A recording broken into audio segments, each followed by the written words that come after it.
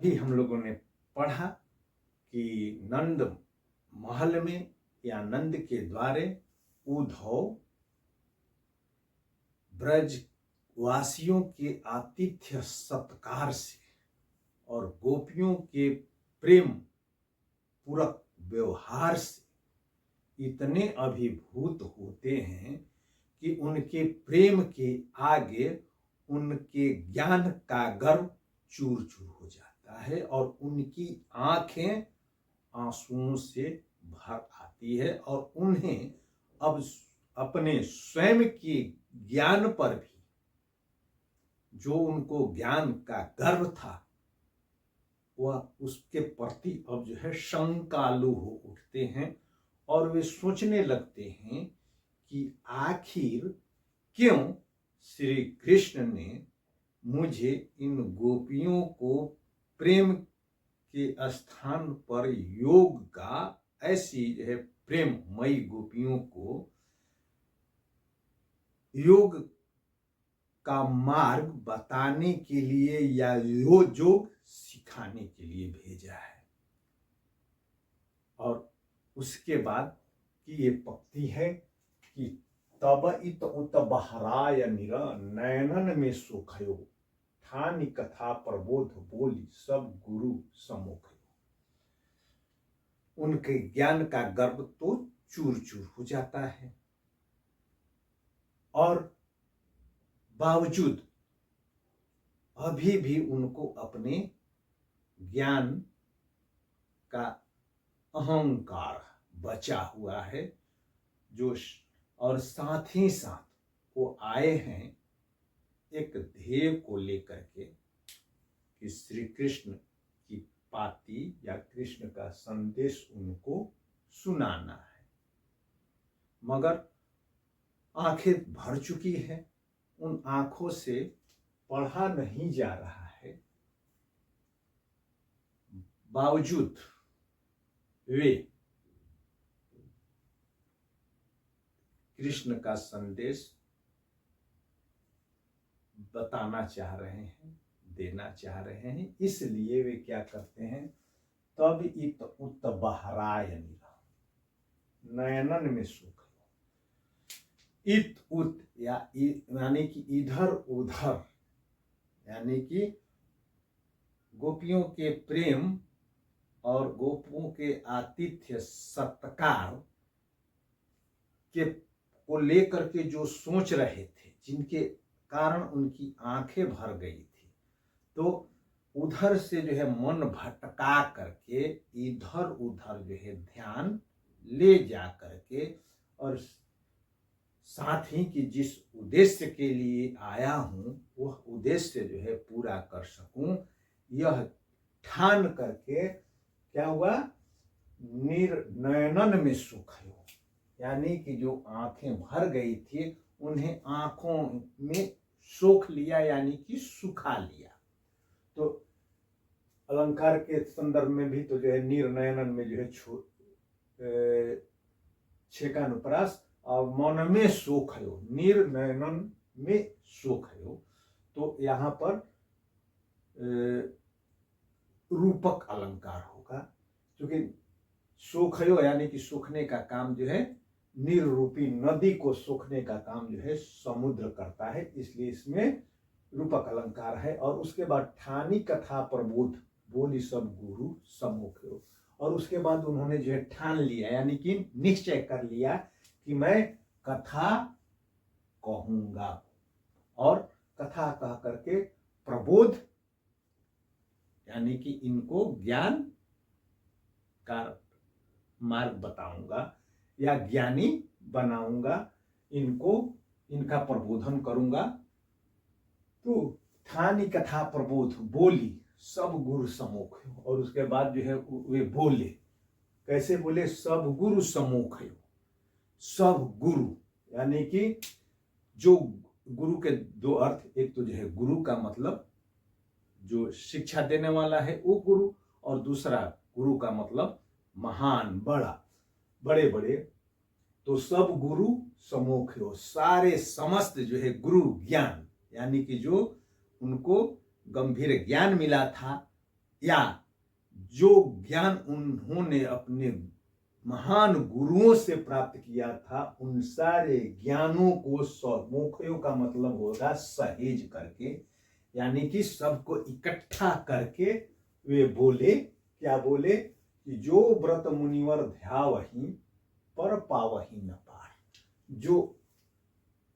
क्या बोले, प्रबोधित करते हुए बोले कि हे गोपियों सुनो, जो व्रत मुनिवर ध्यावहि, जिस व्रत का मुनिवर यानी कि बड़े बड़े जो है ऋषि मुनि, मुनिवर यानी कि श्रेष्ठ, वर मतलब श्रेष्ठ मुनि जिस व्रत का जो है ध्यान करते हैं, पर पावहि न पार, किंतु उससे पार नहीं पा पाते हैं, सो व्रत सीखो गोपिका। सो यानी कि वही व्रत सीखो गोपिका को छाड़ी विषय विस्तार। विषय विस्तार यानी कि सांसारिक माया जाल, यानी कि काम भावना लोभ मोह माया ममता जैसे सांसारिक विषयों के को त्याग करके वह व्रत है गोपियों, ए गोपियों, वह व्रत मुझसे सीख लो जिसको पाने के लिए, समझने के लिए श्रेष्ठ मुनि जन प्रयास करते हैं, साधना करते हैं, किंतु उसे पार नहीं पा पाते हैं। तो चूंकि यहाँ पर देख रहे हैं पावहि मुनिवर ध्यावहि पावहि न पार, या सो व्रत सीखो, यानी कि जिस व्रत को मुनिवर पा नहीं पाते हैं, जिसका जो है ध्यान करते हैं, बावजूद उसी व्रत को वे गोपियों को सिखाना चाह रहे हैं, यानी सामान्य सी गोपियों को सिखाना चाह रहे हैं। तो इसमें जो है विरोधाभास अलंकार हो जाएगा। विरोधाभास कि कैसे ये संभव है, जिसको पार नहीं पा सकते हैं उसके बारे में उसे सिखा रहे हैं। फिर आगे सुनि उद्धव के वचन रही नीचे करी तारे, यानी कि उद्धव के इस वचन को सुन करके, यानी कि उद्धव क्या बोले कि उस योग के बारे में जो है मुझसे जो है सीखो, उस योग के बारे में जिसको पाने के लिए मुनि प्रयास करते हैं किंतु उसे पा नहीं पाते हैं। वचन रही नीचे करी तारे, गोपियां तारे यानी कि अपनी जो है आंखों को जो है उन्होंने नीचे कर लिया। अभी तक वे जो उद्धव के का दर्शन कर रही थी, उनको जो है निहार रही थी, अपेक्षा कर रही थी कि वे कुछ बोले, श्री कृष्ण का संदेश सुनाए। मगर यहाँ उद्धव ने जब ये कहा कि जो है विषय विस्तार को त्याग करके, यानी कि श्री कृष्ण के प्रति जो प्रेम भाव है उस प्रेम भाव को त्याग करके ध्यान करो, उसी समय उन्होंने जो है अपनी आंखें नीचे कर ली। तारे यानी कि आंख की जो है उपमा जो है तारे से की गई है, इसलिए इसमें रूपक अलंकार है। और मनोसुधा सिंची आनि विषय ज्वाल जारे, यानी कि मनोसुधा, मनो माने जो है मानो, सुधा यानी कि जो है अमृत, सो सींची, सींची का मतलब जो है सिंचित करना यानी कि सिंचाई करना। तो उनके लिए जब वो एक बोले कि विषय विस्तार को छोड़ करके जो है योग की साधना करो, तो उन गोपियों को जो है ऐसा लगा, महसूस हुआ कि अभी सुधा से जो है सिंच रहे थे, यानी कि अभी हम लोग सुधा से अमृत की वर्षा हो रही थी, अमृत से हम लोग सिंचित हो रही थी। अमृत यानी कि उनके प्रियतम श्री कृष्ण के द्वारा लाया हुआ, कृष्ण के द्वारा भेजा हुआ और उद्धव के द्वारा लाया हुआ जो है मधुर संदेश की जो अपेक्षा कर रही थी, उस मधुर अमृतमय संदेश के स्थान पर इन्होंने क्या दे दिया, योग रूपी विष की ज्वाला से जला दिया। अभी अपेक्षा वे कर रही थी कि ये श्री कृष्ण का संदेश सुना करके हम जो है लता रूपी गोपियां जो उनके वियोग में जो है झुरा गई हैं, सूख गई हैं, मुरझा गई हैं, उन गोपियों को श्री कृष्ण के जो है प्रेममयी वचन से ये सिंचित करेंगे। मगर योग की बात करके इन्होंने क्या किया, ऐसा लगा जैसे कि ये विषय की ज्वाला से हमें जला दिया, यानी कि उद्धव के कथन को विष ज्वाला से उपमा देने के कारण इसमें रूपक अलंकार है। विष ज्वाला रूपक अलंकार, विष ज्वाला जारे। हम अबला कह जा नहीं जुग जुगति की रीति। अब उसके बाद जो है गोपियां उनका प्रतिवाद करती है, और यहीं से भ्रमर गीत और भ्रमर गीत सार की जो है नींव पड़ती है। और दोनों के बीच प्रेम और जोग में, ध्यान और प्रेम में और निर्गुण और सगुण के बीच द्वंद्व आरंभ हो जाता है। गोपियां कहती हैं हम अबला कह जान ही जोग जुगति की रीति, कि हे उद्धव हम अबला हैं, यानी कि हम स्त्रियां हैं। ये काम जो है मुनियों का है। कह जान ही जोग जुगति की रीत, हम जो है कैसे जो है जान ही जोग जुगति की रीत, जोग की युक्त और युक्ति की रीत या विधि विधान हम नहीं जानते हैं, और हमें जो है जानना भी नहीं है, क्योंकि हम इस अबला है, स्त्रियां हैं। नंद नंदन व्रत छाड़ी के हो को लिखे भी पूजे भी नंद नंदन व्रत छाड़ी के, हम जो है नंद नंदन का यानी कि श्री कृष्ण का ही जो है व्रत करती हैं, उन्हीं की जो है साधना करती हैं, उन्हीं की भक्ति करती हैं। उन श्री कृष्ण की जो है भक्ति को त्याग करके हो को लिखी पूजे भी हम क्यों जो है भीति की पूजा करें। भीति यानी कि जो है, भीति के दो अर्थ हो जाएंगे। एक भीति का अर्थ होगा भय डर, और दूसरा दीवाल, यानी कि जो है साधना में जो साधक जो होता है दीवाल के ऊपर कोई बिंदु लगा करके या ओम आदि लिख करके उस पर जो है अपने ध्यान को केंद्रित करता है, तो उसी जो है ओम का या बिंदु लगा करके जो है ध्यान की बात को रखते हुए वे कहती हैं कि हम साक्षात नंद नंदन के प्रेम को छोड़ करके, उनकी भक्ति को छोड़ करके हम जो है दीवार पर लिखे हुए जो है ओम और या बिंदु की जो है साधना क्यों करें, उसकी पूजा हम क्यों करें। हम साक्षात श्री कृष्ण की पूजा क्यों नहीं करें, जिन्होंने गोवर्धन को उठाया था, हमारे साथ जो है रासलीला किया था। तो या नंद नंदन को छाड़ के हम किस भय से, भय से हम पूजा करें। अविगत, और तुम आप जो है कह रहे हैं कि जो है निर्गुण कैसा है, अविगत है, अगह है, अपार है, आदि है, अवगत, आदि अवगत है सोई। वह कैसा है तुम्हारे अनुसार कि वह अविगत है, यानी कि अज्ञेय है, यानी कि जिसके बारे में जान नहीं सकते हैं। अगह है, गह माने पकड़ना, यानी कि जिसको पकड़ा नहीं जा सकता है, जिसका स्पर्श नहीं किया जा सकता है। अपार है, जहां पहुंचने के में का मार्ग जो है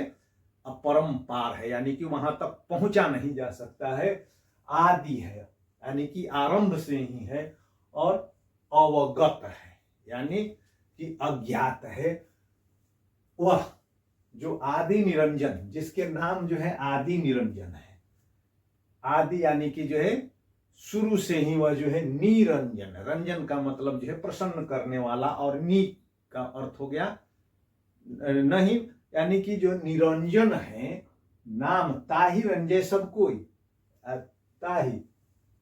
नाम ताहि रंजय, यानी कि वह जो है रंजन करेगा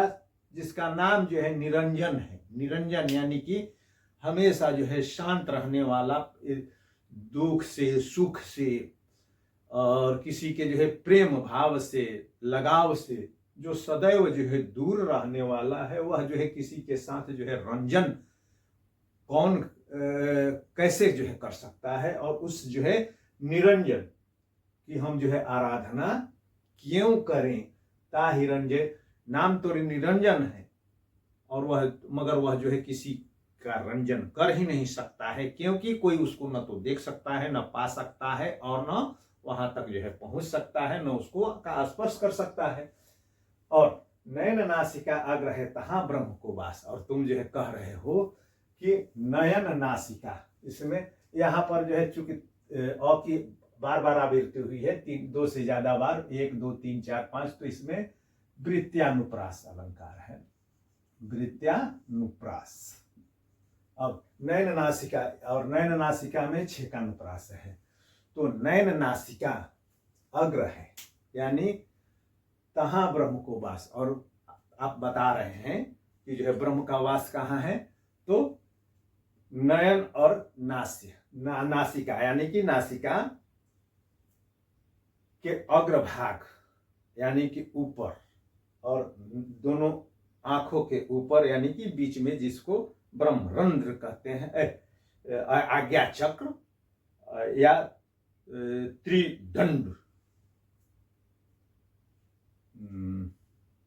तो आज्ञा चक्र के स्थान पर वहां पर जो है ब्रह्म का वास है। और अविनाशी विनशे नहीं, वो सहज ज्योति प्रकाश। और तुम कहते हो कि वह अविनाशी है, विनशे नहीं, जिसका विनाश नहीं होता है, हो सहज ज्योति प्रकाश। और वह कैसा है, आप जो कह रहे हैं कि वह सहजता में ही जो है प्राप्य है। और यहाँ पर जो है जिसको मुनि भी जो है प्राप्त नहीं कर सकते हैं, वो जो है यहाँ पर जो है सहज कैसे हो गया, तो यहाँ भी जो है विरोधाभास हो जाएगा। और सहज ज्योति प्रकाश यानी कि वह ज्योति के रूप में है, एक दिव्य प्रकाश के रूप में है, और जो अविनाशी है, और अविनाशी है अर्थात उसका विनाश नहीं होता है। घर लागे और घूरी, और तुम जो है कहते हो कि घर लागे और घूरी कहे मन कहाँ बंधावे, यानी कि तुम जो है कह रहे हो कि जो है अपने मन को नियंत्रित करो, मन को बांधो। जो मन विषय वासना में लगा हुआ है उसे हटाओ, और कहां पर लगाओ, जो आज्ञा चक्र है उस आज्ञा चक्र पर अपने ध्यान को केंद्रित करो, जहां की ब्रह्म का वास होता है। वहां घर लागे और घूरी कहे मन कहां बंधावे। अरे मन को बांध करके रखने की चीज नहीं है, मन तो इधर उधर जो है भटकते ही रहता है। और जो मन जो है कहाँ है, अब मन में है, और हमारा मन कहाँ पर है, उसने एक घर प्राप्त कर लिया है। वह घर कौन सा है, श्री कृष्ण का घर है। तो मन जो है हमेशा जो है भटकते रहता है, इधर उधर घूरते फिरते रहता है, और बार बार वह जो है उमड़ घुमड़ करके फिर जो है कहाँ आ जाता है, जो उसका जो है घर है। और घर कहाँ है हम गोपियों का, श्री कृष्ण के दिल में है। और श्री कृष्ण कहाँ है, हमारे दिल में है। और तुम कह रहे हो हम घर लागे और घूरी कहे मन कहाँ बंधावे, इस मन को कहाँ बांध सकते हैं, अपनो घर परिहरे कहे कहो को घर ही बतावे। और तुम कहते हो कि जो है मन को बांधो, जो कि बांधा नहीं जा सकता है, इधर उधर जो है भटकेगा ही। और तुम कह रहे हो कि जो है मेरा मन जो है मेरे पास है या श्री कृष्ण के पास है, और श्री कृष्ण का मन जो है मेरे पास है। और अब तुम जो है कह रहे हो को इस मन को अब जो है तीसरी जगह लगाओ, यानी कि ब्रह्म जो कि नासिका और आंखों के अग्रभाग या ब्रह्म आज्ञा चक्र के पास में जो है रहता है, उस स्थान पर ले जाओ। तो ये भला बताओ कहाँ उचित है कि अपने घर को त्याग कर, अपनो घर परिहरे, परिहरे यानी कि त्याग करके कहो को घर ही बतावे, और को घर ही बतावे यानी कि दूसरे के घर को जो है हम अपना जो है घर बताएं, ये कहाँ उचित है।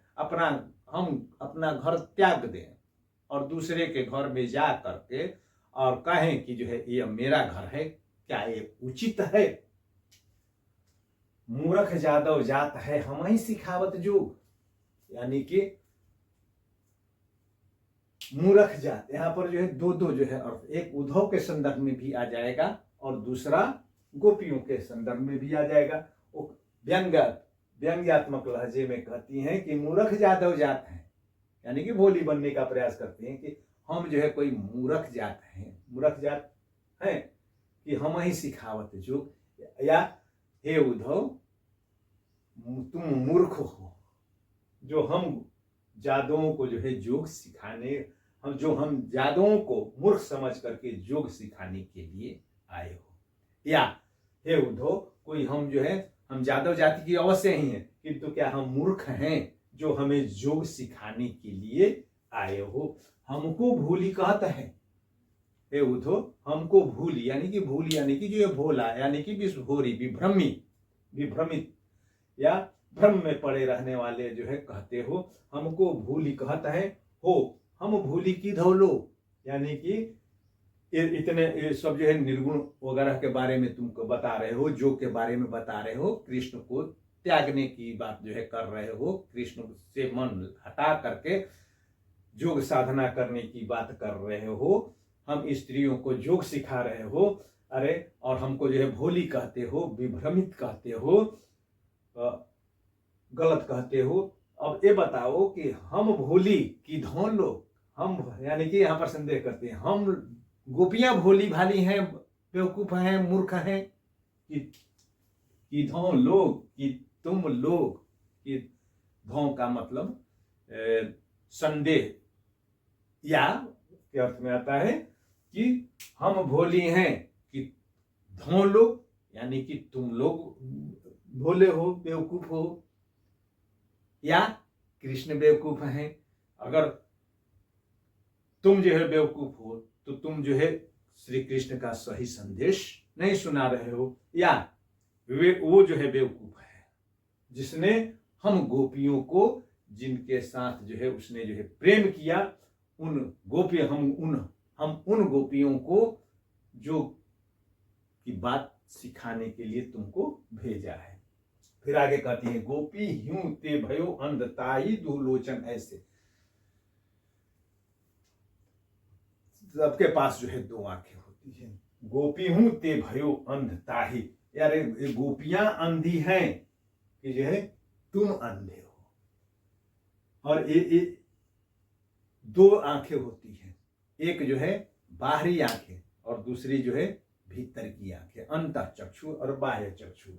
गोपी हूं ते भयो अंध ताही दुह लोचन ऐसे, अज्ञान ने जो अंध ताही सूझे धों कैसे,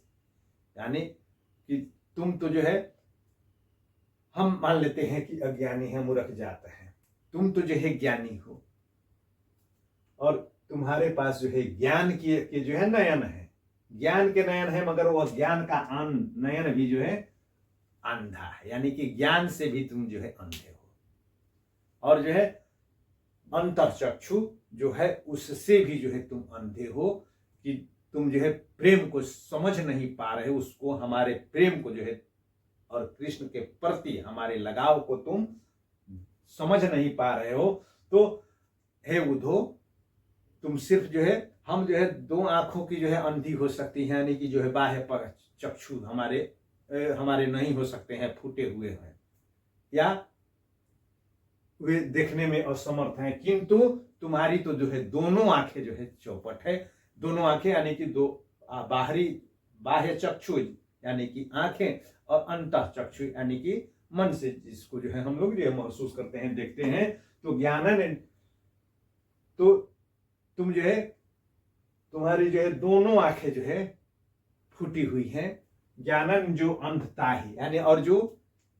अज्ञानी है यानी कि जो इसके ज्ञान के नयन भी जो है फूटे हुए हैं, अंधे हैं, सूझे धोखा है कैसे, उसको वह जो है कैसे दिखेगा, कैसे वह जो है मन उनके प्रेम को पहचान पाएगा। तुम्हारे ज्ञान चक्षु भी फूटे हुए हैं और तुम्हारे जो है मन के जो है चक्षु यानी कि हृदय चक्षु भी जब फूटे हुए हैं तो तुम कैसे जो है हमारे प्रेम को देख सकते हो, समझ सकते हो। उसको दिखाई नहीं पड़ने वाला है। बुझे निगम बोलाई के कहे वेद समझाई, आदि अंत जाके नहीं वो कौन पिता को माई। तुम ये जो है कह रहे हो निगम और पुराण की जो है बातें जो है बता करके समझा करके तुम जो है कह रहे हो आदि अंत जाके नहीं, यानी कि उस ईश्वर का जो है, यानी कि परम पिता का या उस निर्गुण ब्रह्म का जो है आदि न तो आदि है और न जो जिसका कोई अंत है, और न जिसको देखा जा सकता है, न जिसके पास जो है पहुंचा जा सकता है, जिसको न तो पाया जा सकता है, न जिसका स्पर्श किया जा सकता है। तो हे उद्धव बताओ उसके माता कौन है और पिता कौन है। इसमें प्रश्न अलंकार पूछ रही है प्रश्न। तो आदि अंत जाके नहीं हो कौन पिता को माए, तो उसका जो है माता, माँ और पिता, उसके माता कौन है, उसके पिता कौन है। अब यहाँ पर भोली बन करके जो है गोपियां उद्धव को धर्म संकट में डाल देती हैं, जहां वो कह रहे हैं कि जो है निर्गुण का जो है के बारे में जो है बता रहे हैं। तो वो कह रहे हैं कि जो है जिसका आदि नहीं है,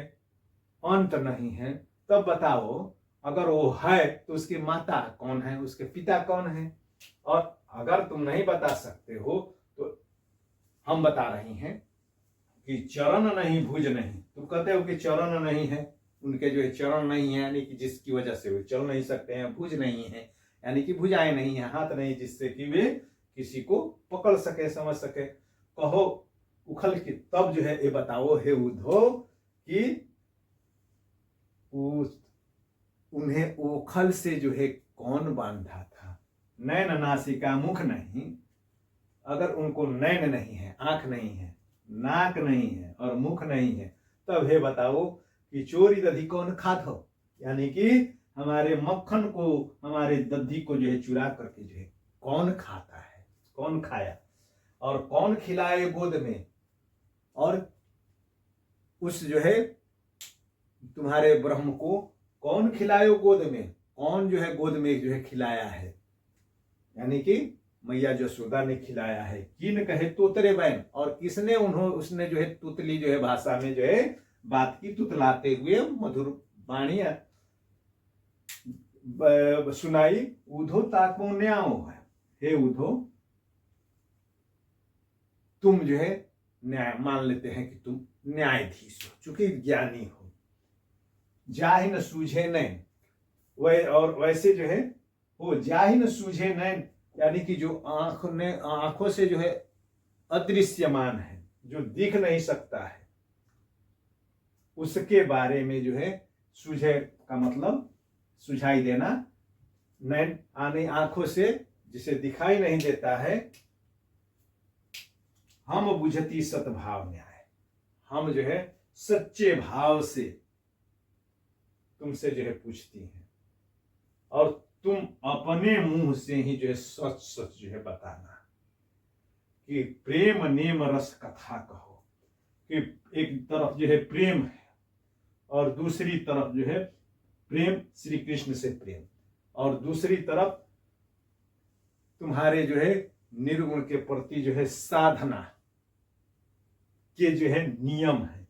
और इस प्रेम रस में और तुम्हारे इस जो है साधना से जो है, साधना जैसे जो है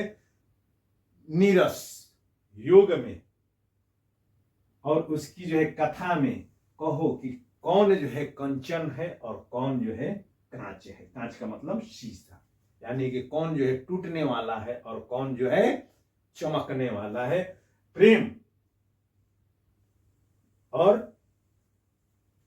साधना, योग साधना में कौन जो है सोना है और कौन जो है कांच है।